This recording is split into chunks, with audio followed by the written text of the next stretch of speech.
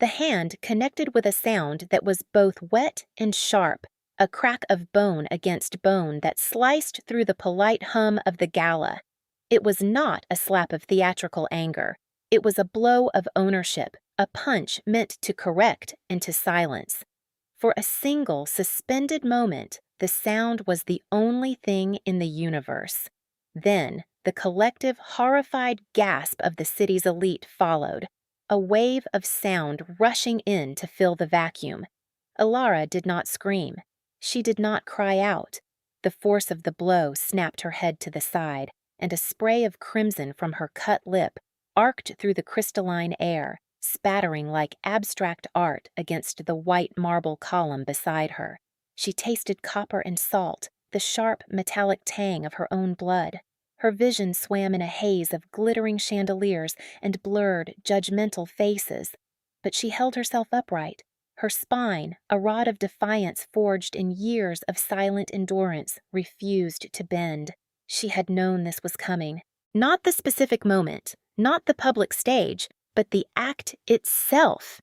It was the final, desperate punctuation mark at the end of a long, suffocating sentence written by Marcus Vance. He had always believed that possession was 10/10 of the law, and she, in his mind, was his most prized, most infuriatingly independent possession. "You do not walk away from me," he hissed, his voice a low, furious tremor that was somehow more terrifying than a shout. His fingers, brutal and strong, were still wrapped around her upper arm, the signet ring on his pinky digging into her flesh. His face, usually a mask of practiced easy charm, was distorted into something ugly and raw. The mask had slipped, and the monster was looking out. The room, the grand ballroom of the Vance family estate, had fallen into a predatory silence. It was not the silence of respect or shock. It was the kind of silence that settles in a coliseum when the lions are released. The guests, draped in jewels and silks, were frozen. Their champagne flutes paused halfway to their lips, their eyes wide with a terrible, thrilling curiosity. They were watching a performance, a brief, violent interlude in their evening of curated perfection. Alara slowly, deliberately turned her head back to face him. Her dark eyes, clear and unblinking, met his. There was no fear in them now, only a vast, cold clarity. The fear had been burned out of her over years of smaller violences, of quiet threats and suffocating control. What remained was a core of something hard and unbreakable. She had made her decision hours ago, packing a single bag in the sterile, minimalist apartment he called their home. An apartment she had designed from the sweep of the curved glass walls to the precise grain of the hardwood floors. A home he had never truly let her inhabit. "Let go of my arm, Marcus," she said. Her voice was not loud, but it carried in the unnatural stillness. It was steady. It did not tremble. It was the voice of a woman who had nothing left to lose and had finally, blessedly, realized it. This simple act of defiance seemed to enrage him further. His grip tightened, his knuckles white. "You have an obligation," he snarled, leaning in close, his breath hot and smelling of expensive whiskey. "You owe me. Everything you are, I made you." It was the old lie, the one he had repeated so often he had come to believe it himself, the lie that her talent was a raw, useless thing until he had given it shape. The lie that her brilliance was his to command, his to claim. He had not updated the file on her. He was working from a version of her that had never been accurate, a phantom of compliance and fear that had long since evaporated. Before he could escalate further, a figure detached itself from the periphery. Lydia Vance, Marcus's mother, glided toward them. She was a woman sculpted from ice and diamonds, her posture impeccable, her silver hair coiled in a flawless chignon. Her face was a mask of aristocratic displeasure, her lips a thin, bloodless line. She surveyed the scene not with a mother's concern, but with a hostess's irritation. A mess had been made on her pristine carpet, and it needed to be cleaned up. She did not look at her son's contorted face. She did not look at the blood on Alara's lip, her gaze cold and dismissive, swept over Alara's simple, architecturally precise emerald gown as if it were a servant's uniform. "Marcus, for heaven's sake, control yourself," she said, her voice dripping with disdain. "Don't cause a scene over this. She's just the help." She waved a dismissive, beringed hand. "Fire her if she's being difficult. There are a dozen others who would be grateful for the position." The words hung in the air, more brutal in their casual cruelty than the physical blow had been. Just the help. It was an erasure, a complete and total nullification of Ilara's mind, her work, her partnership in building the Vance empire from a respectable firm into an architectural powerhouse. It was the final clarifying insult, the one that severed the last thread of any past obligation she might have felt. A strange calm washed over Ilara. The buzzing in her ears faded, the swimming lights of the chandeliers sharpened into perfect focus. She looked at Lydia Vance, a woman who had lived in 3 homes that Ilara had personally designed, homes whose structural integrity and aesthetic grace were products of Ilara's sleepless nights and relentless precision. Then, Ilara spoke. Her voice, still quiet, resonated with a new authority, the kind that comes from absolute certainty. "The load-bearing capacity of the central truss supporting this ballroom's glass ceiling," she began, her tone conversational, almost academic, "is precisely 4.8 kilonewtons per square meter. I specified reinforced steel from the Gerber foundry in Germany, and personally supervised the installation after your husband's contractors tried to use a cheaper, substandard alloy from a domestic supplier." The room went utterly, profoundly silent. The kind of silence that doesn't echo. The kind that settles, thick and heavy as velvet. The guests stared, their faces a mixture of confusion and dawning comprehension. Lydia Vance's mask of bored superiority faltered, a crack appearing in the icy facade. Marcus looked at Ilara as if seeing her for the first time, a stranger who spoke a language he did not understand.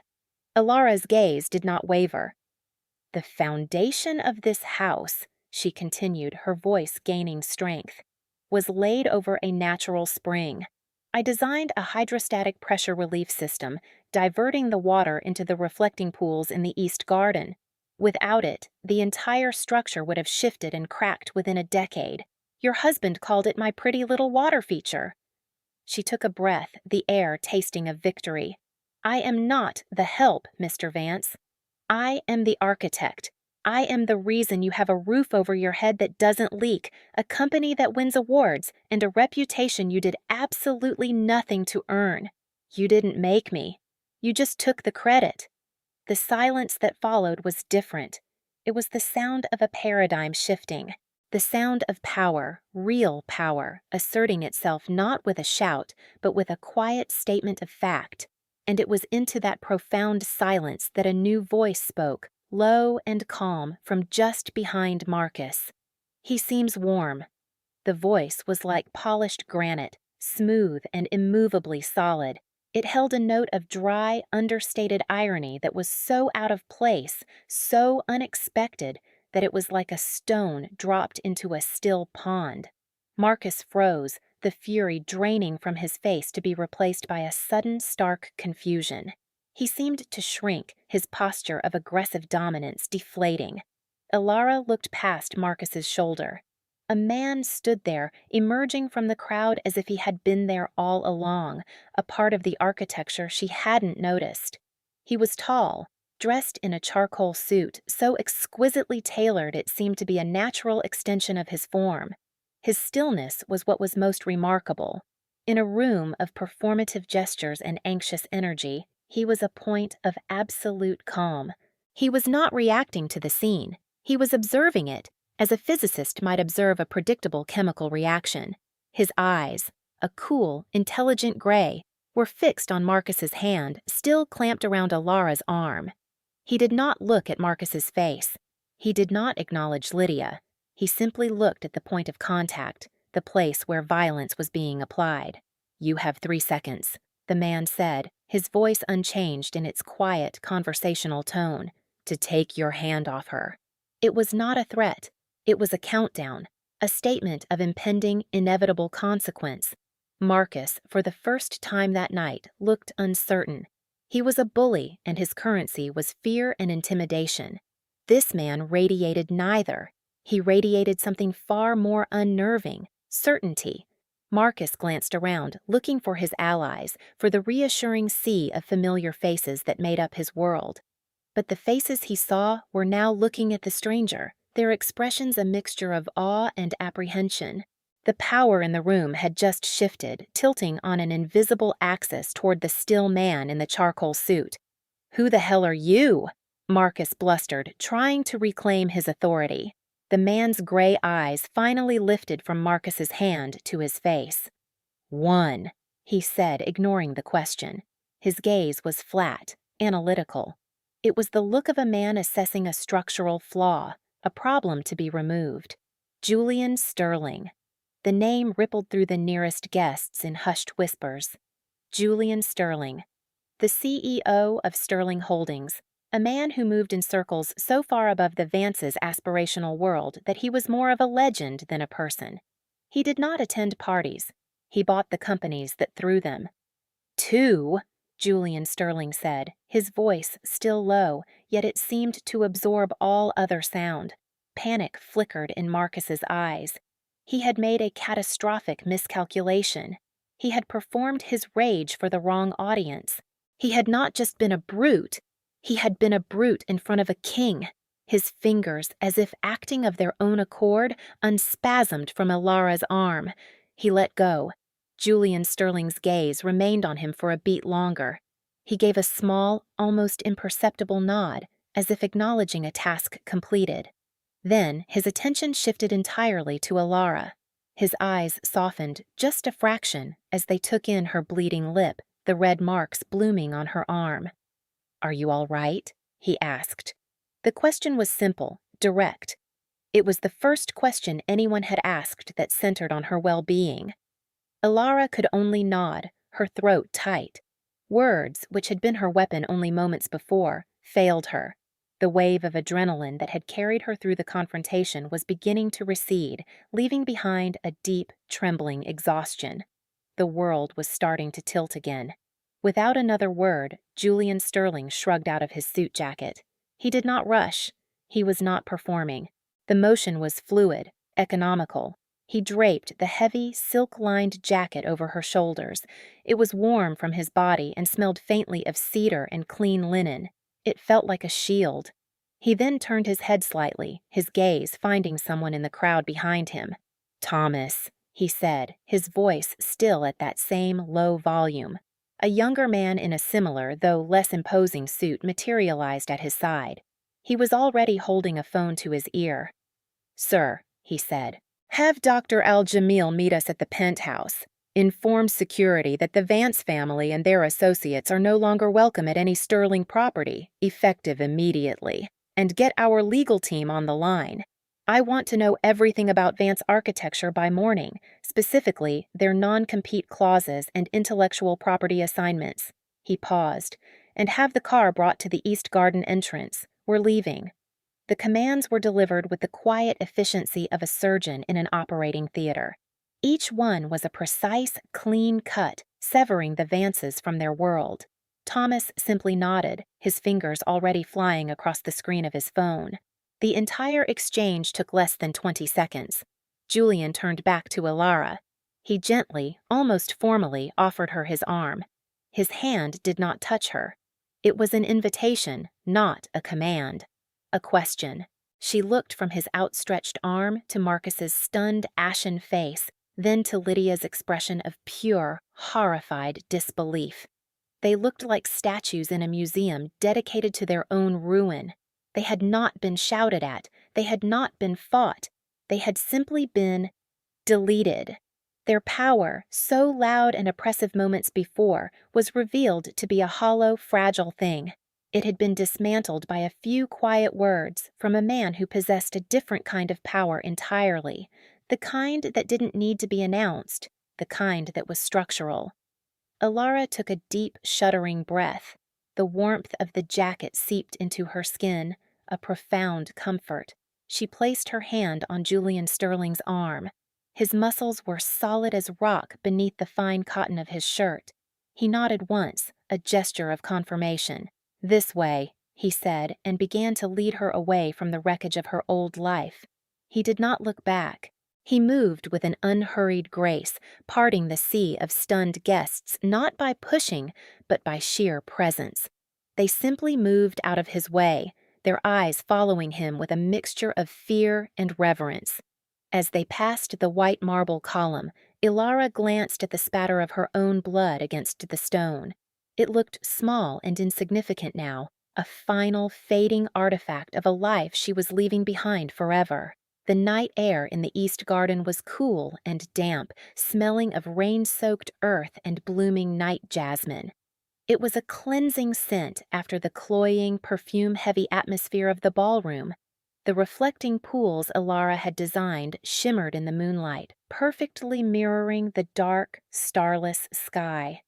The sound of the party, the music, and the strained murmur of conversation resuming was a faint, distant hum like the buzzing of insects. They walked in silence toward a sleek black car that waited, engine purring almost silently by the stone archway. Julian's driver, a large man with an impassive face, held the rear door open. The interior of the car was a cocoon of soft leather and profound quiet. As soon as the heavy door clicked shut, the last vestiges of the party noise vanished completely. It was like being in a different world. Ilara leaned her head back against the cool leather, the adrenaline finally giving way to a bone-deep weariness. The trembling started in her hands and spread through her entire body. Julian's jacket was still around her shoulders, a heavy, reassuring weight. He sat beside her, not touching her, leaving a respectful space between them. He did not speak. He simply allowed the silence to exist, a gentle space for her to inhabit. It was a profound gift. Marcus would have filled the silence with accusations or demands, with noise designed to occupy every corner of her mind. This man offered her stillness. After a few moments, he reached into a small, refrigerated compartment and produced a bottle of water and a folded, chilled cloth. He offered them to her wordlessly. She took the cloth first, pressing the cool, damp linen to her split lip. The sting was sharp but grounding. She then drank the water, the cold liquid soothing her raw throat. "Thank you," she said, her voice a little rough. "Of course," he replied. His gray eyes watched her, not with pity, but with a quiet, analytical concern. "The doctor will be waiting for us. He's discreet." She nodded, not quite able to process the efficiency of it all. A doctor, a penthouse, a legal team. It was a level of operational power she had only ever designed buildings for, never experienced firsthand. "You knew my name," she stated, the thought finally surfacing through the fog of shock. "You said Vance Architecture, and you knew about their contracts." He gave a slight inclination of his head. "I know your work, Miss Williams. Or, more accurately, I know the work that has been attributed to Marcus Vance for the past 5 years. The shift in style and quality at his firm was abrupt. The clean lines, the innovative use of sustainable materials, the integration of structure and landscape, that wasn't him. I suspected as much." Ilara stared at him, her exhaustion momentarily forgotten, replaced by a jolt of pure astonishment. "How?" 3 years ago, Sterling Holdings was looking to commission a new corporate headquarters for our Asian division. We held a blind competition. One submission was revolutionary. It was bold, efficient, beautiful. It was submitted under the Vance Architecture letterhead. But the design philosophy was light years beyond anything Marcus Vance had ever produced. It was signed only with the initial E. He paused, his gaze holding hers in the dim light of the car. "We offered them the contract. Marcus Vance accepted it, in person. He gave a speech about his vision, his process. He used a lot of words. None of them seemed to fit the design they were describing. The project was ultimately awarded to another firm whose lead architect could, at the very least, coherently explain her own work. But I never forgot that design. I had my acquisitions team look into Vance Architecture. We found a pattern. Every groundbreaking project, every award-winning design came after you were hired as a junior associate. The story unfolded in the quiet of the car, a narrative of her own life being told back to her by a stranger. He spoke of her work with a reverence and understanding that even she, in her darkest moments of self-doubt, had struggled to maintain. He saw the seams, the hand of the true artist. He had not just seen her, he had recognized her. It was a form of validation so profound it almost hurt. I tried to find out who E was, he continued, but your professional footprint had been deliberately scrubbed. Your name was on no public filings, no design awards. You were a ghost. Until tonight, I had never seen your face. But when you started speaking about the structural load of that ceiling, I knew. It was you. A single tear, hot and unexpected, escaped her eye and traced a path down her cheek. It was not a tear of sadness or pain. It was a tear of sheer, overwhelming relief. To be seen, to be understood, not for her suffering, but for her competence. It was a feeling she had forgotten was possible. The car glided to a stop in a private underground garage. The driver opened her door, and Julian was there, offering his hand to help her out. This time, she took it without hesitation. His grip was firm and steady, his hand warm. They rode a silent, high-speed elevator that opened directly into a sprawling penthouse apartment. The space was vast, with floor-to-ceiling windows offering a panoramic view of the city lights glittering like a scattered handful of diamonds. The air was still and cool. The design was minimalist, but rich with texture. Dark wood, raw silk, brushed steel. It was a space that valued quiet and strength, much like the man himself. A distinguished, gray-haired man in a simple suit stood waiting for them. "Julian," he said with a nod. "This must be Miss Williams." "Ilara," Julian said, his hand resting lightly on her back, guiding her forward. "This is Dr. Al-Jamil." The doctor's eyes were kind. He examined her lip and the bruising on her arm with gentle, professional hands. He cleaned the cut, applied a small, discreet bandage, and gave her something for the swelling and pain. He did not ask what happened. He did not offer platitudes. He simply treated the injury with quiet competence and then, with a nod to Julian, saw himself out. When he was gone, the silence returned, deeper this time. Ilara stood in the center of the vast living room, feeling small and out of place in her torn, gala-ready gown and the oversized suit jacket. The scale of her new reality was beginning to set in. She had walked out of one life and directly into another, and she had no idea what the rules were here. "You have a choice," Julian said, as if reading her mind. He had moved to the window and was looking out at the city. "Dr. Al-Jamil has arranged a room for you at a private clinic if you would prefer complete privacy. Or you can stay here. There is a guest wing. It is self-contained and secure. No one will bother you." She thought about it. A sterile room in a clinic, alone. Or this vast, beautiful space with the man who had seen her work and given her a shield when she needed one most. The fear of dependency, of being indebted to another powerful man, warred with the profound relief of feeling, for the first time in years, completely safe. "Why are you doing this?" she asked, her voice barely a whisper. He turned from the window to face her. The city lights framed him, creating a formidable silhouette. "Because," he said, his voice simple and direct, "I do not tolerate bullies. And because great talent should be protected, not exploited. What Marcus Vance did to you was not just an act of personal cruelty. It was an act of theft. He stole your work, your name. That is an offense I find distasteful." He walked over to a sleek, minimalist desk and picked up a tablet. He tapped the screen a few times and then turned it to face her. On the screen was a stunning 3D rendering of a building. It was a tower of sweeping glass and green terraces, a structure that seemed to grow out of the earth itself, both organic and breathtakingly modern. It was the design for the Sterling Holdings Asian headquarters, her design, the one signed with a simple E. I never forgot it, he said. This is the most brilliant piece of architecture I have seen in my lifetime, and the person who designed it should be running her own firm, not fetching canapes for the man who stole it. He set the tablet down. Sterling Holdings has a venture capital division that seeds promising new companies. We provide the capital, the legal framework, the back office support. The founder provides the vision. I would like to offer you a seed round to start your own firm, Williams and Associates, or whatever you choose to call it. The offer comes with no strings. You would retain full creative control and majority ownership. My legal team will handle the dissolution of any contracts you have with Vance, and they will ensure your portfolio is returned to you. Alara stared at him, her mind struggling to keep up. It was too much. A rescue, a sanctuary, and now a kingdom, handed to her in the space of a few hours.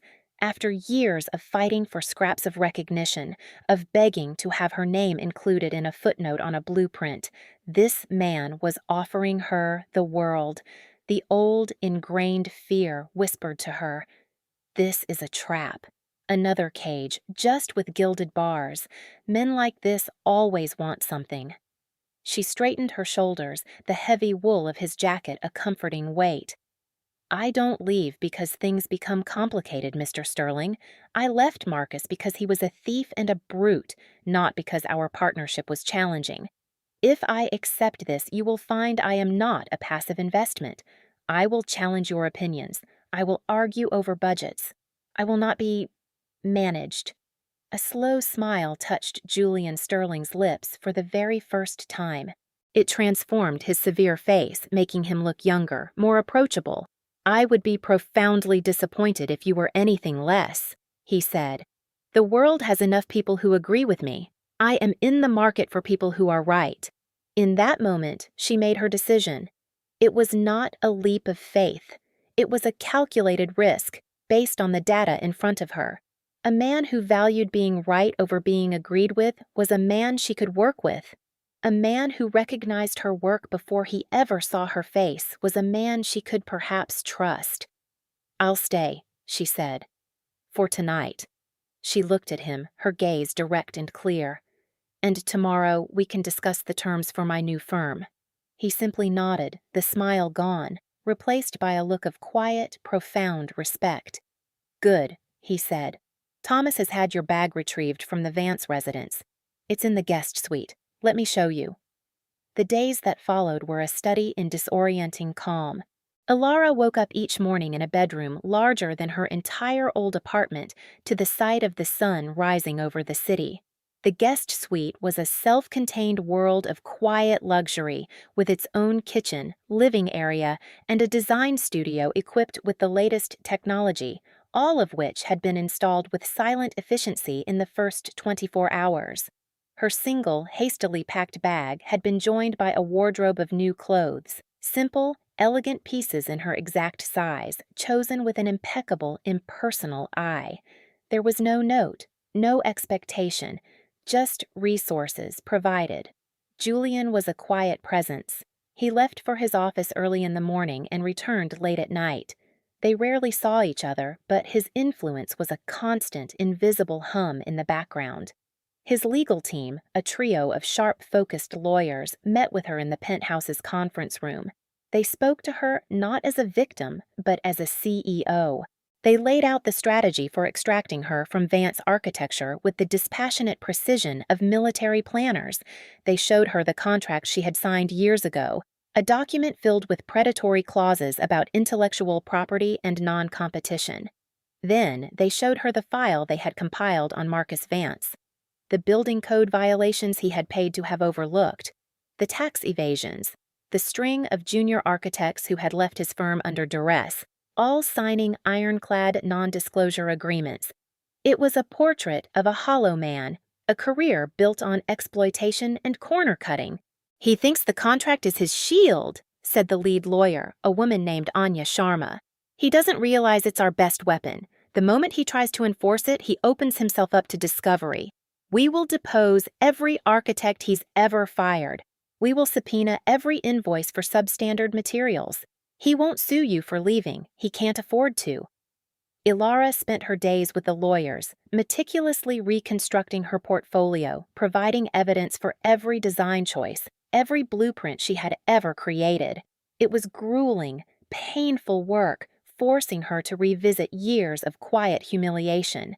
But with each document she signed, with each piece of her stolen history she reclaimed, she felt a layer of grime being washed away. She was becoming herself again. In the evenings, she would work in her new studio, the city lights spread out below her. The creative impulse, so long suppressed and channeled into Marcus's vision, came roaring back to life. She filled pages with sketches, with ideas for buildings that were bold and alive, structures that breathed with the cities they inhabited. She was not just reclaiming her past, she was building her future. One evening, Julian came home earlier than usual. He found her in the studio, surrounded by blueprints, her face smudged with graphite, her hair pinned up messily. She was so absorbed she didn't hear him enter. He stood in the doorway for a long moment, simply watching her. He was not looking at a woman he had rescued. He was looking at an artist at work, a force of nature in her element. "I had the kitchen stock your favorite tea," he said, his voice startling her. "Kenyan purple leaf, 3-minute steep, no sugar." Ilara looked up, her heart giving a strange flutter. It was such a small detail, a preference she had mentioned in passing to one of the lawyers during a long afternoon session. A detail he had remembered. "How did you—" "I pay attention to things that matter," he said simply. He walked over to the drafting table and looked at the design she was working on. It was a concept for a new public library, a building of soaring arches and light-filled atriums. "This is magnificent." "It's just a sketch," she said, feeling suddenly shy. "It's a statement," he corrected her gently. "It argues that knowledge should be housed in a cathedral. I agree." They stood in comfortable silence for a time, looking at the plans. It was the first moment that felt less like a business arrangement and more like a partnership, a connection forged not over trauma, but over a shared appreciation for work done well.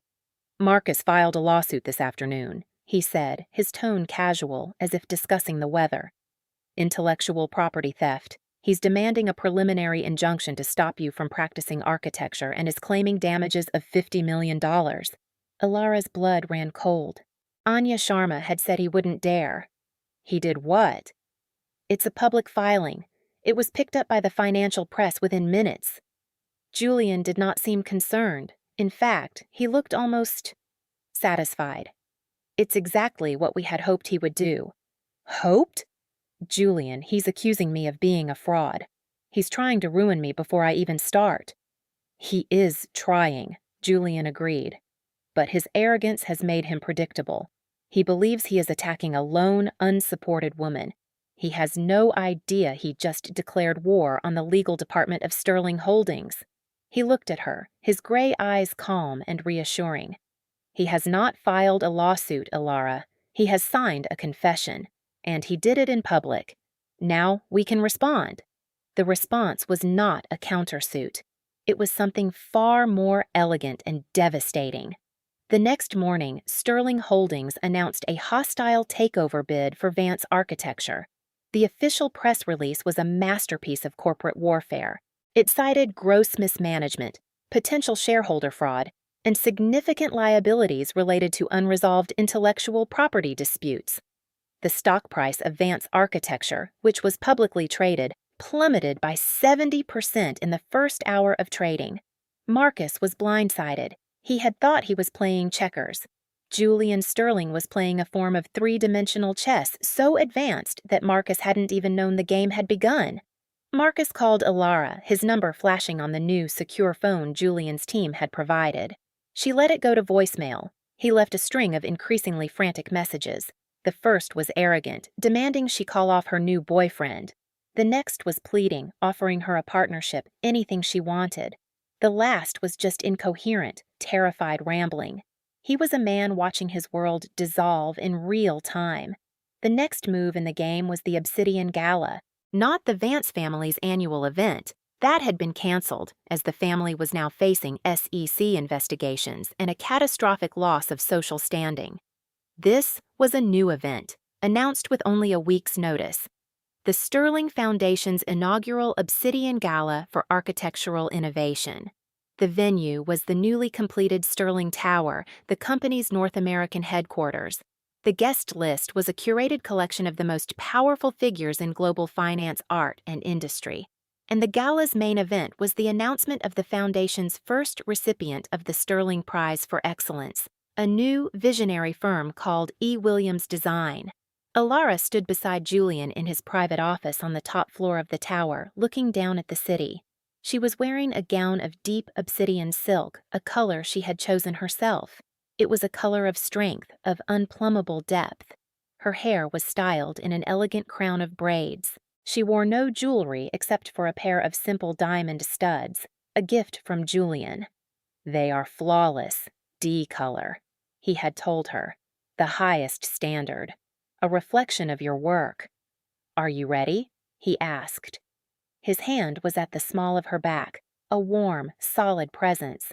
It was not a gesture of possession, but of support. "I'm nervous," she admitted.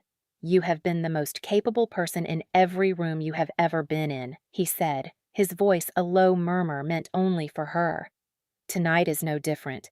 The only thing that has changed is that the room now knows it." They descended in his private elevator, which opened onto a balcony overlooking the main hall. The space was breathtaking. It was a vast, multi-story atrium, a forest of slender steel columns and cascading greenery, all enclosed in a skin of crystalline glass. It was a space Alara knew intimately. She had spent the last 2 weeks working with Julian's team, making subtle but significant changes to the lighting, the acoustics, the flow of the space. Her touch was everywhere.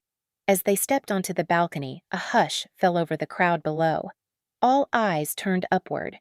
Julian Sterling did not make public appearances often, and when he did, the world paid attention. But then, something unexpected happened. A commotion near the entrance. Shouts. The disciplined formation of Julian's security team broke for a moment as a man pushed through them, his suit rumpled, his face slick with sweat. It was Marcus. He looked wild, unhinged. He had clearly lost a significant amount of weight, and his eyes had the desperate, hunted look of a cornered animal. He stumbled into the center of the atrium, his gaze scanning the crowd frantically until he found her, standing on the balcony beside Julian. "Ilara!" he screamed, his voice raw and cracking. "You can't do this! It's mine! All of it!" The security team began to move in, but Julian raised a single calm hand, and they froze. He wanted this to play out. He wanted a public stage for the final act. "You owe me!" Marcus shrieked, pointing a trembling finger up at her. "You have an obligation. You signed a contract. Everything you designed, every line you drew, it belongs to me, to my company." Julian leaned toward the microphone on the balcony's lectern. His voice, amplified by the hall's perfect acoustics, was calm and clear, cutting through Marcus's frantic shouts. "That is an interesting point, Mr. Vance," Julian said, his tone one of mild curiosity. "The question of ownership is a fascinating one." He tapped his tablet, and the massive screen behind the stage, which had been displaying the Sterling Foundation's logo, flickered to life. It showed a series of legal documents blown up to enormous size for all to see.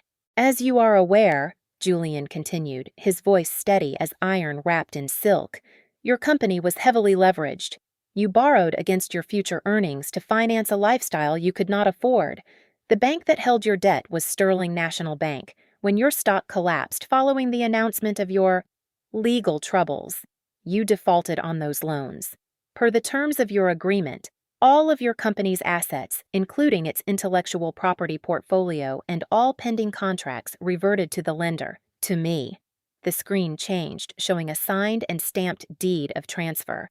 "So, you see," Julian said, his voice taking on a harder, colder edge, "you are technically correct. The work Alara Williams did while under your employment does not, at this moment, belong to her. It belongs to me. And as the new owner of that portfolio, and of Vance Architecture, which will be dissolved and its assets folded into a new charitable trust for young designers, I am tonight publicly and formally releasing all of Miss Williams's designs from any and all contractual obligations. I am returning her property to her." He looked down at Marcus, whose face had gone from red with rage to a ghastly, waxy white. "You have nothing," Julian stated, the words falling like chips of ice. "Your company is gone. Your reputation is shattered.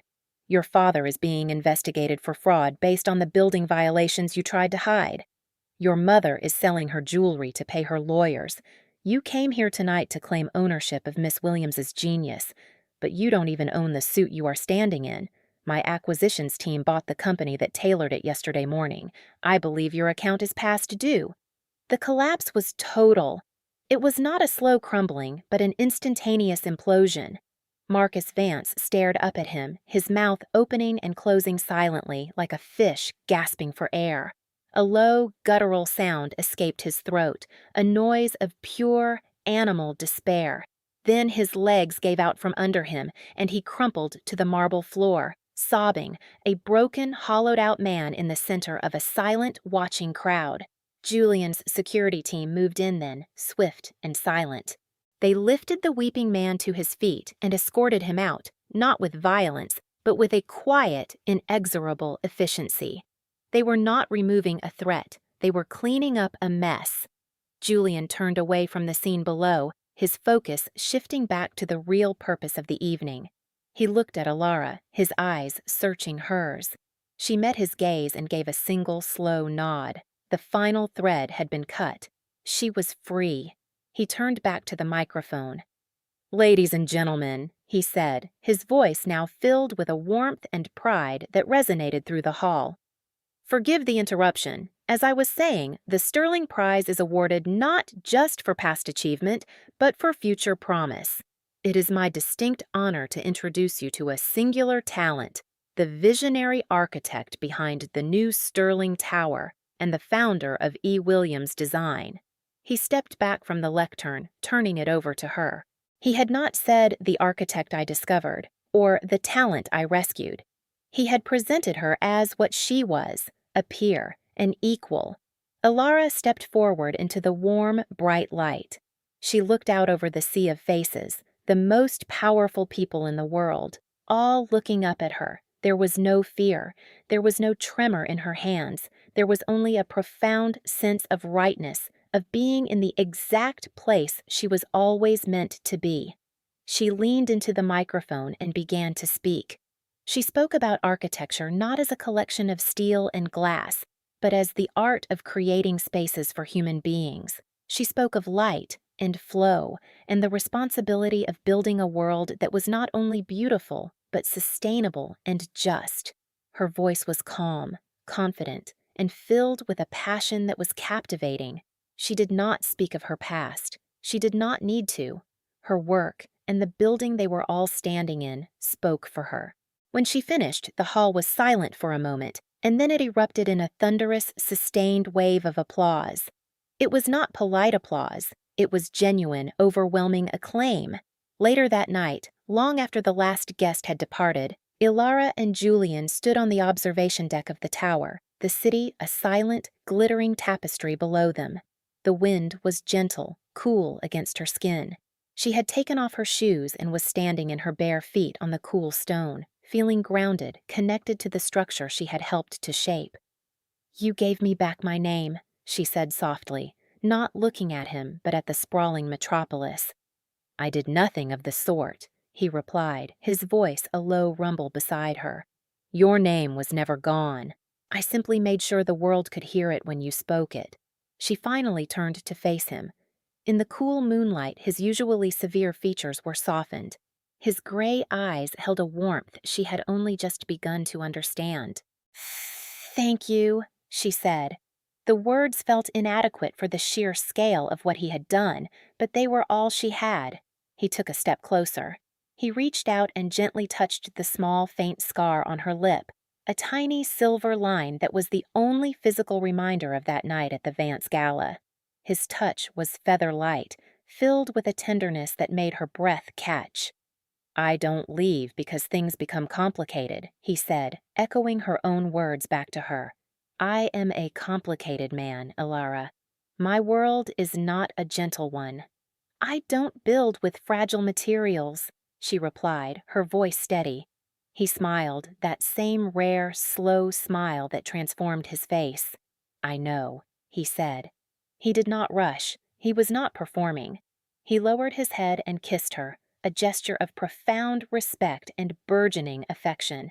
It was not a kiss of passion or possession, but of recognition. It was a quiet promise, a statement of intent. It was the beginning of a foundation, strong and true, upon which they could build something magnificent, something designed to last. As she kissed him back, a feeling of deep, quiet peace settled over her.